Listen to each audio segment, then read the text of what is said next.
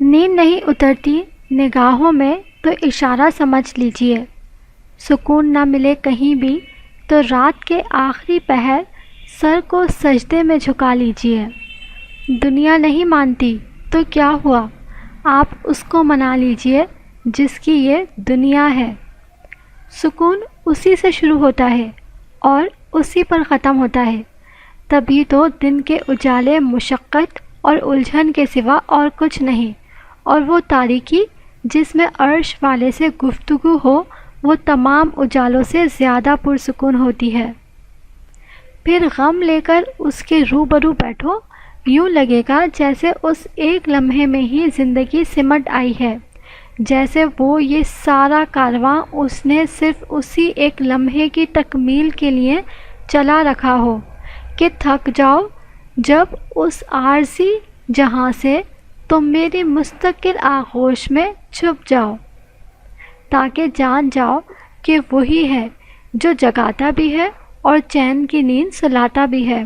اور جب ملنا چاہتا ہے تو ملاقات کے ذریعے بناتا بھی وہی ہے،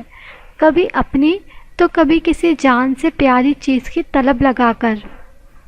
بس جب وہ تمہیں اپنی جانب بلاتا ہے تو وہ راضی ہونے کا ارادہ باندھے ہوتا ہے، اور جب تمہیں دعا کی توفیق دیتا ہے تو دعا کی قبولیت کے لیے تمہاری دعا کے انتظار میں ہوتا ہے، پھر یوں مکمل کر دیتا ہے تمہیں کہ دنیا دیکھتی ہی رہ جاتی ہے۔ تہجد کا خاموش سجدہ اور زار زار بہتے ہوئے آنسو کو وہ کبھی ضائع نہیں کرتا۔ جب گزارش لاڈلی عبادت میں کی جائے تو لاڈلے کی دعا کہاں ادھوری رہ سکتی ہے؟ کائنات جو بھی کہے پھر وہی ہو کر رہتا ہے جو اس کا بندہ اس سے مانگ لیتا ہے۔ کوشش کریں کہ اپنے رب کو راضی کرنے کے لیے تہجد ادا کریں، اسے منائیں، اسے راضی کریں، اپنی دعائیں، اپنی حاجتیں، اپنی خواہشات اس کے سامنے رکھیں،